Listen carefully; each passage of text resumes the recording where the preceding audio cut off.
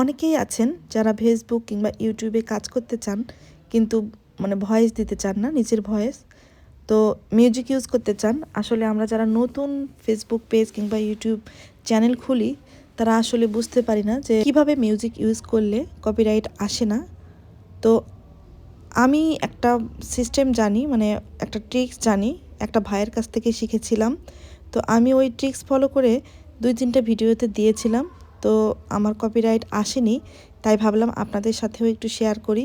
যদিও বা ভিডিওগুলো আমি ডিলিট করে দিয়েছি, রাখিনি ভয়ে, কারণ আমি তো নিজেই ভয়েস দিতে পারি, ভয়েস দেই আর কি, মিউজিক দেওয়ার প্রয়োজন হয় না।